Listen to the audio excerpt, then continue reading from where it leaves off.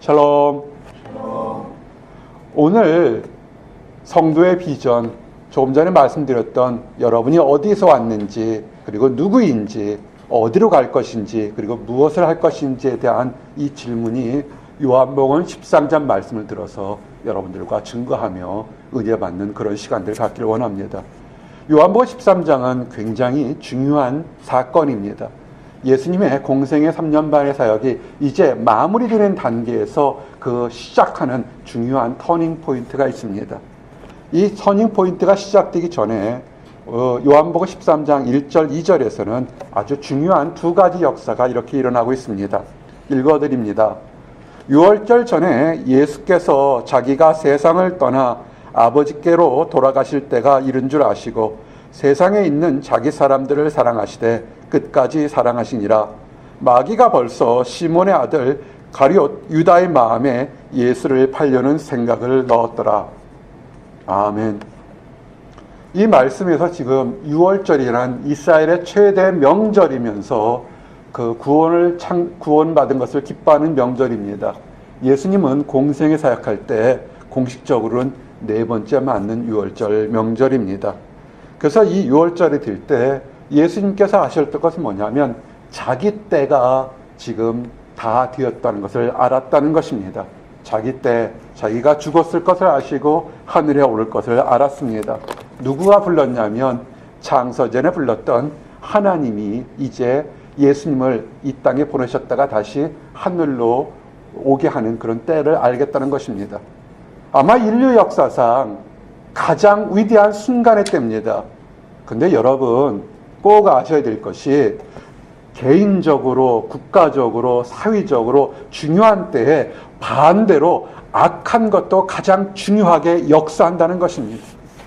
여러분이 사람들이 연말 그러면 학기말도 있겠고 또 송년이 또는 송구영신도 있고 많은 것도 있지만 악한 것도 동일하게 여러분을 넘어뜨리거나 회방하려고 역사한다는 것입니다. 성경은 그냥 쓰는 게 아니고 의미가 있었습니다. 예수님께서 공생의 3년 반 동안 잠을 자지 못하면서 수없이 1분 1초를 아껴서 사역할 때 그 마지막 때를 알았던 영광의 순간이 다가오는데 한편에서는 마귀가 3년 동안 같이 다녔던 예수의 제자 중에 가룟 유다라는 사람에게 주님을, 예수를 배반할 마음을 동시에 심어주는 겁니다.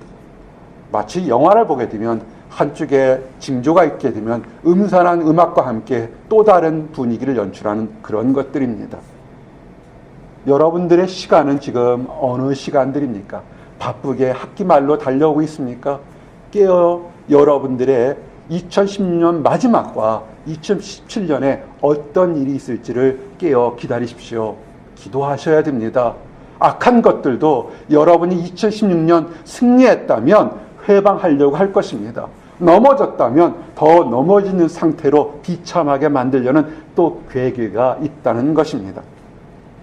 이제 이런 것을 생각하시면서 이런 환경 속에서 예수님은 어떻게 하셨는지, 예수님의 사명, 예수님의 미션이 뭔지에 대한 얘기를 좀 나누기를 원합니다. 그것이 요한복음 13장 3절입니다. 저녁 먹는 중 예수는 아버지께서 모든 것을 자기 손에 맡기신 것과 또 자기가 하나님께로부터 오셨다가 하나님께로 돌아가실 것을 아시고, 아멘.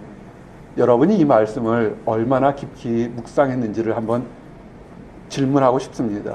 이 작은 목자가 여러분들에게 목회하면서 크게 두 가지를 늘 강조한 게 있습니다. Who am I? Where am I? 내가 누구인가? 내가 어디에 있는가를 늘 질문하라고 그랬습니다.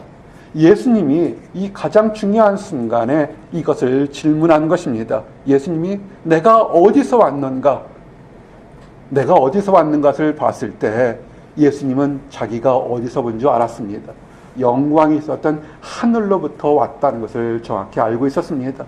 그리고 이제 무엇을 할 것인가 할 때 그는 뭐냐면 그의 앞에 죽음이 기다리고 있다는 것입니다.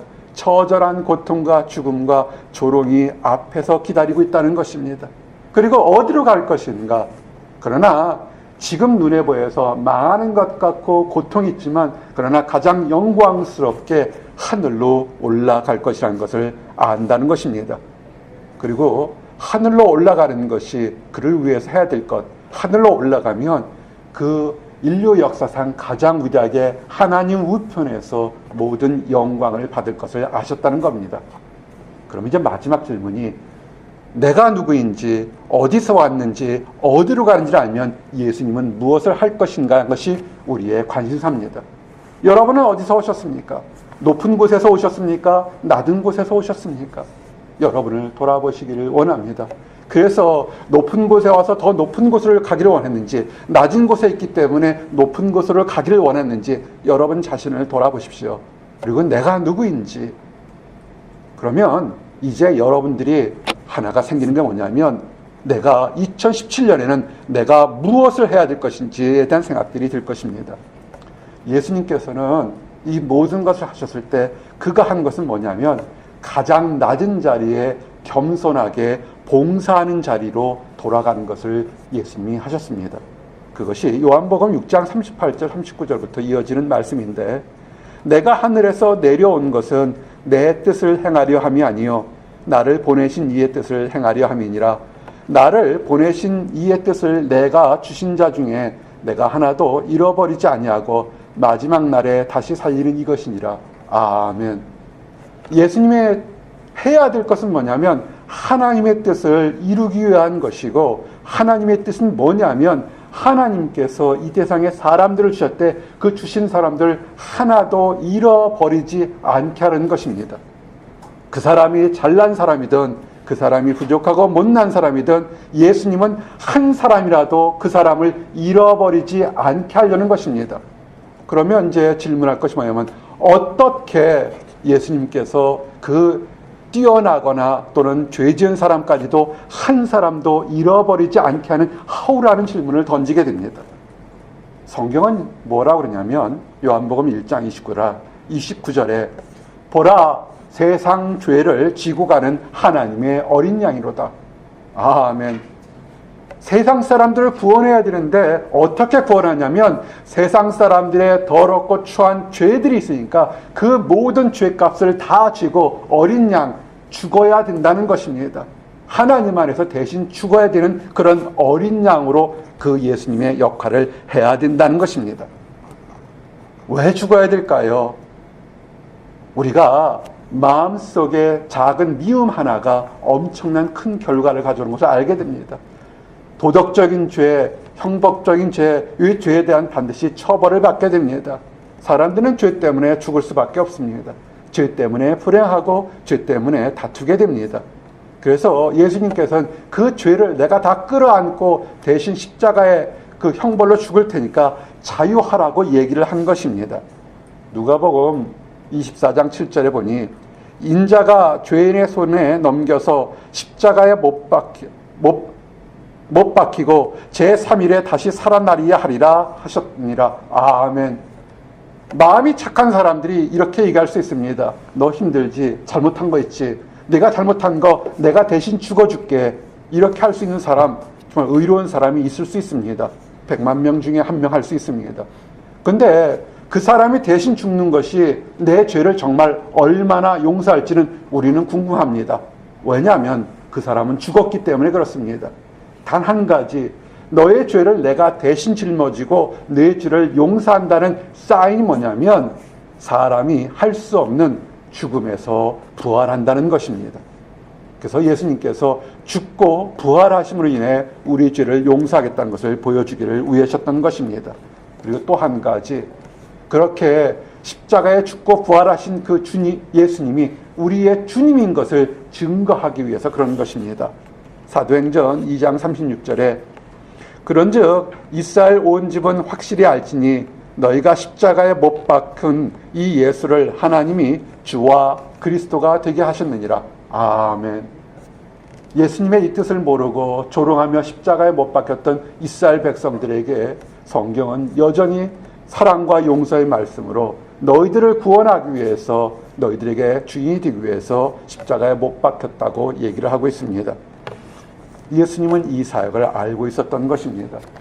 하늘에서 내려왔던 사람, 그렇지만 모세가 광야에서 뱀을 든 것처럼 십자가에 죽을 것을 알았던 것입니다. 여러분은 여러분의 20대, 30대 그 이후에 여러분의 비전을 정확히 알고 있습니까? 왜 학교에 다니십니까?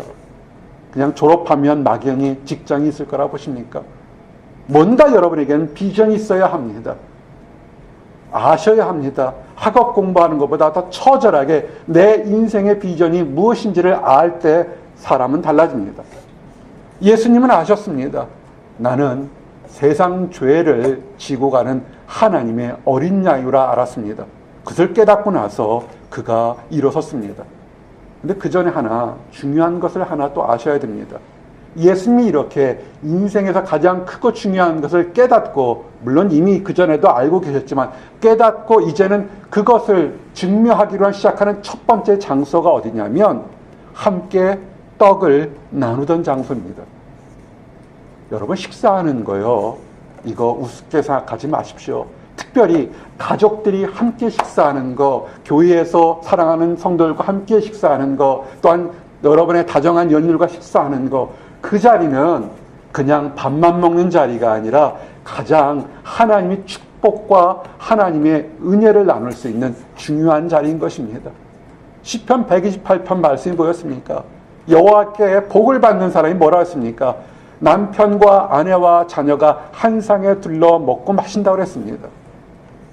마귀는 연말에 바꿀수록 사랑하는 사람들이 짧게라도 커피 한 잔을 먹으면서 서로 다정한 시간을 갖지를 못하게 바쁘다 바빠 만드는 것입니다. 우리 한국 사람들은 이 바쁘다 바빠에 너무 많이 농락당하고 있는 것 같습니다. 식사했습니다. 생각해 보세요. 예수님께서 식사 시간이 아니라 얘들아 다 모여라 그렇고 얘기할 수 있지만 그는 그렇게 하지 않았습니다. 식사에 떡을 나누면서 4절 5절 보니까 저녁 잡수시던 자리에 일어나 겉옷을 벗고 수건을 가져다가 허리에 두르시고 이에 대야에 물을 떠서 제자들의 발을 씻으시고 그 두르신 수건으로 닦기를 시작하여 아멘. 비전을 아시고 자기 사명을 정확히 아신 예수님이 하신 것이 뭐였습니까?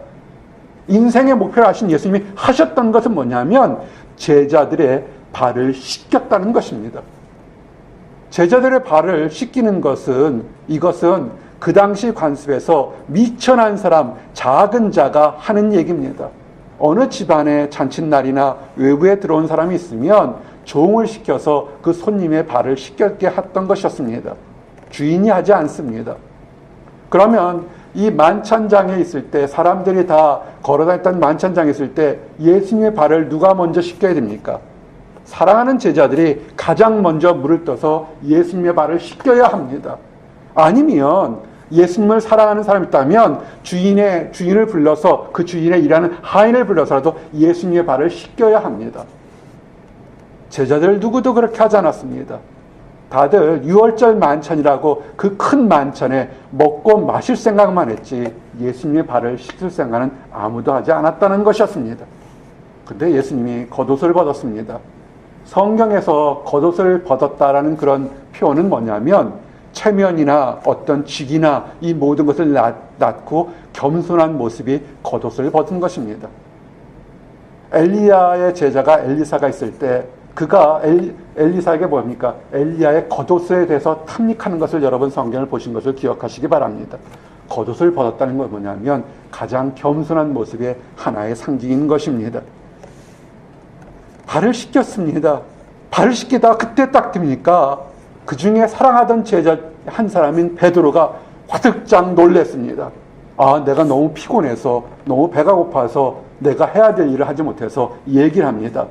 6절, 7절 보니까 시몬 베드로에게 이르시되 베드로가 이르되 주여 주께서 내 발을 씻으나이까? 예수께서 대답하여 이르시되 내가 하는 것을 내가 지금은 알지 못하나 이후에는 알리라. 아멘. 베드로가 내 발 씻기지 마십시오. 이게 무슨 일입니까? 그럴 때 어떻게 주께서 내 발을 씻기십니까? 라고 할 때 예수님이 얘기하시길 뭐냐면 내가 너를 씻기게 하라. 지금은 네가 이것을 알지 못하지만 나중에는 이 뜻을 안다는 것입니다. 예수님이 발을 씻긴다는 것은 눈에 보이는 발에 묻은 먼지를 털는 것이 아니라 더 상징적인 의미가 있는 것입니다. 마지막 순간에 제자들의 발을 씻긴 건 뭐냐면 너희들의 죄를 씻긴다는 것입니다. 예수님이 이 죄를 씻긴다는 것을 아는 깨달은 것을 알았던 베드로가 뭐냐면 그러면 발만 씻기지 말고 머리부터 온몸을 다 씻겨달라고 얘기를 하는 것입니다. 처음에는 얘기하죠. 베드로가 내 발을 절대로 씻길 수 없습니다. 어떻게 큰 자가 작은 자를 씻깁니까? 그렇게 안 되겠습니까? 저는 죄인인데 어떻게 예수님이 내 발을 씻기십니까? 라고 베드로는 겸손하게 얘기합니다. 예수님이 이렇게 얘기하죠. 내가 너를 씻기지 아니하면 네가 나와 상관이 없다. 그랬더니 베드로가 그 말뜻을 알고서 뭐냐면 그러면 주여 내 발뿐만 아니라 손과 머리도 씻겨 주시옵소서. 아멘. 베드로는 참 열정이 있었던 것 같아요. 베드로는 하나님의 사랑을 받으려고 노력은 했던 것 같습니다. 단지 깨달음이 부족했던 것 같습니다. 그럴 때 예수님께서 이렇게 하죠. 이미 목욕한 자는 발밖에는 씻을 필요가 없느니라. 온몸이 깨끗하니라. 너희가 깨끗하나 다는 아니다. 라고 얘기하셨습니다. 무슨 얘기입니까? 제 12제자 중에서 이미 성령의 능력으로 너희들이 원초부터 죄 속에 있었던 모든 원죄가 다 용서받았다. 하지만 3년을 같이 쫓아다녔지만 한 사람만큼은 여전히 죄 용서를 받지 못했다는 것을 알았다는 것입니다. 그리고 나머지 11제자 너희들이 하나님의 은혜로 죄 용서를 받았지만 너희가 이 세상 살면서 마음속으로 행동으로 또 범죄한 것은 그것은 회개하고 깨끗이 씻어야 된다는 것을 두 가지 교훈을 얘기한 것입니다. 여러분 예수님을 믿으십니까? 아멘. 예수님을 통해서 여러분의 죄가 용서받았다고 믿으십니까? 아멘. 그러면 여러분이 용서받았다 했지만 여전히 여러분들에게는 여러분의 발에는 마음으로 행동으로 내가 알지 못해 모르게 지은 범죄함에 더러운 것이 또한 있다는 것도 아셔야 합니다. 그것을 닦아야 된다는 것입니다. 오늘 다시 이 말씀에 예수님의 사역을 알고 있던 말씀에 돌아가 봐야 됩니다. 예수님의 씻겨주심, 제자들에게 씻겨주신 것이 교훈이 있다면 그것이 여러분들에게는 어떤 의미로 다가오냐 하는 것입니다. 거듭나셨습니까? born again. 내가 과거에 허랑방탕하게 범죄하고 정말 뒤돌아보기 싫을 정도로 창피했던 일에서 예수님을 만나서 정말 그 부끄러운 것에서 죄의 용서함을 확실히 받으셨습니까? 그렇다면 얘기가 달라져야 된다는 것입니다. 거듭났다면 우리의 삶의 비전이 달라져야 됩니다. 많은 현대교회 문제들이 아주 쉽게 예수 그리스도가 당신의 죄를 용서했습니다. 따라 믿으십시오. 아멘. 그러면 당신은 거듭났습니다. 하고 쉽게 얘기합니다. 여러분이 나는 이번 시험 학기말 시험에 수석할 거야. 난 이번 연구에서 최선의 논문이 나올 거라고 입으로 외쳤다고 그게 금방 나옵니까? 우리가 외치고 노력해도 안 되는 것이 세상 일인데 우리 안에는 영혼의 구원이 한두 번 아멘 한다고 정말 될 거라고 보십니까? 왜 그런 거는 그렇게 쉽게 생각하는지 난 궁금합니다. 연주하시는 분들이 있는데 한 곡의 연주를 위해서 손마디에 피마디가 날 정도로 연주해도 그 곡이 제대로 소화될까 말까 한데 예수님이 여러분의 죄를 용서했습니다 할 때 아멘 그 한마디로 끝날 수 있습니까? 여기에는 정말 많은 도전이 있습니다. 그 한마디로 끝날 수도 있습니다. 왜냐하면 하나님이 허락하시면. 근데 하나님이 허락하시면 끝날 수 있는데 우리가 거짓말할 수도 있다는 겁니다. 하나님이 구원을 주려고 계속하는데 거짓말로 구원받은 것처럼 우리가 위장할 수도 있다는 것입니다. 어떻게 알 수 있을까요? 그 사람 마음을 우리가 외과 의사처럼 쪼개볼 수는 없습니다. 그렇지만 우리가 가룟 유다와 여러분들과 예수님의 모습을 통해서 얘기를 할 수 있습니다. 그 얘기를 오늘 하고 싶었던 것입니다. 요한복음 13장 13절에서 17절 말씀으로 여러분 자신을 돌아보기를 원합니다. 너희가 나를 선생이라 또는 주라 하니 너희 말이 옳도다. 내가 그러하다. 내가 주와 또는 선생이 되어 너희 발을 씻었으니 너희도 서로를 발을 씻어주는 것이 옳으니라. 내가 너희에게 행한 것 같이 너희도 행하게 하려 하여 본을 보였노라. 내가 진실로 너희에게 이르노니 종이 주인보다 크지 못하고 보냄을 받은 자가 보낸 자보다 크지 못하나니 너희가 이것을 알고 행하면 복이 있으리라. 아멘. 너희가 나를 주라 선생이라 한다는 것이 그 말이 옳도다. 예수님이 우리의 구세주여 인생의 참된 선생님이라고 믿는 것, 그거 옳다는 것입니다. 여러분이 내가 죄를 지은 것이 많지만, 허물이 많지만 예수 그리스도가 나를 위해서 십자가에 죽으신 것으로 인하여 내가 죄 용서받는다고 믿는 것이 옳다는 것입니다. 그랬다면 그 다음에 하셔야 될 것이 있습니다. 예수님이 제자들의 발을 씻기운 것처럼 너희도 서로의 발을 씻기우는 것이 옳으니라 그랬습니다. 그러면 우리 서로들 맨날 예배 때마다 서로 발을 씻어줄까요? 그것도 좋습니다. 하나가 뭐냐면 발을 씻기우는 거, 죄와 허물을 용서하는 거라고 얘기를 했습니다. 서로에 대해서 용서를 하시기를 원합니다. 여러분이 정말 하나님을 믿었다면 여러분을 힘들게 하고 어렵게 한 사람 입 밖에 저주하거나 조롱하거나 책망하지 않고 예수님처럼 용서하라는 것입니다. 여러분이 완벽해서 예수님이 여러분을 용서하셨다고 생각하십니까? 여러분이 죄를 몰라서 하나님이 여러분을 용서했다고 믿으십니까? 아닐 겁니다. 더럽고 냄새나고 취한 거 다 알면서도 예수님은 여러분을 그리고 나를 머리부터 발끝까지 다 용서하셨습니다. 깨끗게 하셨습니다.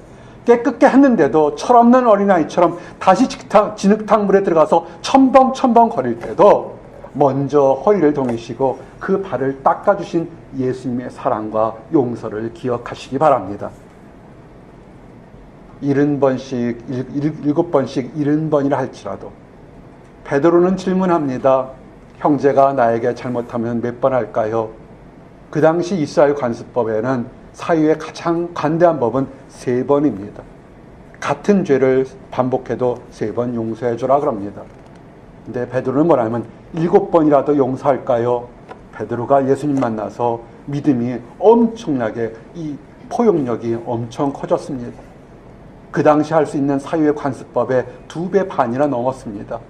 그때 예수님은 뭐라고 그러냐면 마태복음 18장 22절에 예수께서 이르시되 내게 이르노니 7번뿐만 아니라 7번을 70번까지라도 할지니라. 아멘. 7 곱하기 70, 77이 490번이죠. 용서하라는 것입니다. 연말에 여러분들이 결산할 것이 많을 줄 압니다. 여러분 자신을 용서하시고 여러분의 가족이나 이웃을 용서하십시오.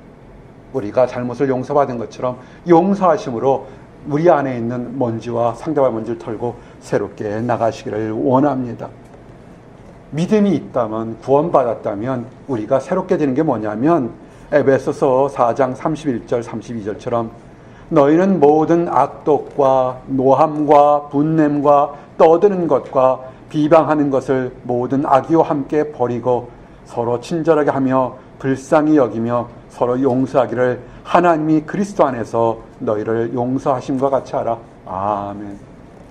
여러분이 여러분을 힘들게 한 사람 또는 여러분 자신을 용서하는 것이 여러분이 부족해서 여러분이 열등해서가 아닙니다. 오히려 왕이기 때문에 더 연약한 사람을 용서하듯이 용서하라는 것입니다. 3가지 질문. 내가 누구인가, 어디서부터 왔고 어디로 갈 것인지를 안다면 우리가 할 것은 사랑과 용서라는 것입니다. 그런데 같이 있었던 가룟 유다는 어떻게 했습니까?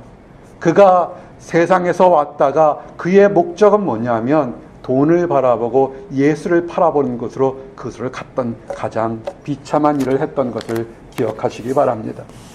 이제 말씀을 정리하면서 여러분들에게 질문과 함께 몇 가지 도전되는 말씀을 증거하기를 원합니다. 여러분의 고백이 나는 예수님으로 인해서 거듭났다 그러면 그것이 1번이든 2번이든 아주 짧게 했더라도 거기에는 효과가 있습니다. 그런 고백이 있다면 여러분 안에 누가 있냐면 예수님이 계시고 여러분은 또한 예수님 안에 있다는 것을 믿으시기를 바랍니다. 이것은 단순한 지식 이상의 가치가 있는 것입니다. 세상이 다른 것입니다.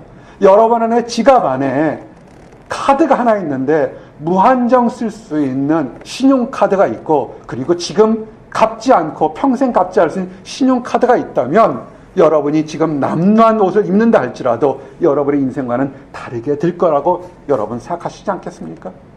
여러분 안에 예수님이 있다면 내가 좀 실패하고 넘어진다 할지라도 내 인생과는 완전히 다르게 세상을 볼 수 있다는 것입니다. 그리고 또한 우리가 예수님 안에 있다면 예수님이 가졌던 성령님의 능력과 그 평화를 우리도 가지고 있다는 것을 믿으시기 바랍니다. 예수 안에 있다는 것은 예수님이 제자들을 핍박하던 사람들 용서하고 사랑했던 건 우리도 우리 힘은 아니지만 예수님의 힘으로는 할 수 있다는 것입니다. 이제 우리가 어디서부터 왔는지를 돌아볼 수 있습니다. 우리가 어디서부터 왔습니까? 죄 속에서 있었습니다. 너무나 힘들고 죄로 인해서 우리는 죄의 용서함을 받아야 되는 그런 자리에 있었습니다. 죄의 용서함을 받지 못하기 때문에 때로는 술로, 때로는 폭력으로, 때로는 범죄함으로, 때로는 중독으로 타락된 곳에 있었다가 죄의 용서함에 해결이 되는 곳에서 우리는 나왔던 것을 기억하십시오. 우리가 지금 어디로 가고 있습니까? 여러분 아십니까? 우리는 어디로 가냐면 지금 이 땅에 예수 그리스도의 형상을 닮아서 예수 그리스도를 만나는 날까지 그것을 향해서 지금 가고 있는 것입니다. 가고는 있는데 그 마지막이 어딘 줄 아십니까? 그것은 이 세상에 어떤 말로 표현할 수 없는 가장 영광스럽고 은혜로운 천국이 기다리고 있다는 것을 기억하십시오. 여러분의 삶이 그냥 허튼 삶이 아닙니다. 가장 영광스러운 목적지가 기다리고 있다는 것입니다. 그런데 왜 우리가 화평하지 못하고 즐겁지 못하고 범죄합니까? 다시 질문을 던져야 됩니다. 정말 우리가 예수 안에 있는지, 예수님이 내 안에 있는지, 예수님이 내 안에 있는데도 왜 게으른 것인지, 아니면 내가 예수 밖에 있는지를 늘 기억하시기를 바랍니다. 그리고 죄 용서를 받았다는 것은 이것은 어떤 지식만이 뿐만 아니라 우리 인격 전체가 변화되어야 되는 것입니다. 우리가 죄 용서함 받았다면 여러분에게는 새로운 무한한 능력을 가진 것입니다. 용서뿐만 아니라 하나님 안에서 새로운 통로가 열려 있는 것입니다. 그러면 이제 그 능력으로 여러분을 힘들게 한 사람을 용서하시고 여러분 자신을 용서하시고 아직 하나님을 몰라서 그릇되는 길을 가는 사람들을 오히려 사랑할 수 있는 것입니다. 왜? 모르기 때문에, 깨닫지 못하기 때문에 그들이 그렇게 하는 것입니다. 그래서 예수님께서 십자가에 달리셔서 조롱하는 사람들이 뭐라 했습니까? 주여 저들을 용서하시옵소서라고 그랬지 않습니까? 스데반 집사가 돌에 맞아 죽으면서도 저들의 죄를 용서하시옵소서라는 그것이 예수님 안에 있기 때문에 그렇습니다. 나와 여러분이 예수님 안에 있는 것을 확신하고 믿는다면 더 새로운 삶, 비전을 갖는 나와 여러분이 되기를 원합니다. 기도하시겠습니다. 하나님 감사합니다. 우리가 어디에서부터 왔는지를 깨닫게 하심을 인하여 감사합니다. 죄 속에 있었고 처참한 곳에 있어서 하나님의 용서함을 간절히 바랬던 곳에 있음을 우리가 깨닫습니다. 지금 내가 누구인지를 알게 됨을 감사합니다. 그리스도의 보혈로 내가 모든 죄를 용서받게 하심을 인하여 감사합니다. 내가 어디로 가는지를 알게 하심을 인하여 감사합니다. 내 안에 내 발에 있는 묻은 먼지들을 털면서 우리 주님 예수님을 눈으로 마주 볼 때까지 천국을 향해 한 걸음 한 걸음 걸어 나가게 하심을 인하여 감사합니다. 내가 걸어가면서 무엇을 할지를 깨닫게 하심을 인하여 감사합니다. 우리 주님 예수님께서 낮은 자를 섬기고 용서했던 것처럼 연약한 자를 섬기며 용서하며 기쁨을 나누는 우리 모든 사람들이 될 수 있도록 허락하여 주시옵소서. 특별히 하나님을 알지 못하는 사람, 안다가면서 그릇된 길을 가는 사람, 주여 예수님의 제자들이 어리석었지만 나중에 그 은혜를 깨닫고 변화된 것처럼 그 모든 사람들이 변화되어서 축복을 맛보도록 허락하여 주시옵소서. 늘 감사드립니다. 예수 그리스도 이름 받들어 기도드렸습니다. 아멘.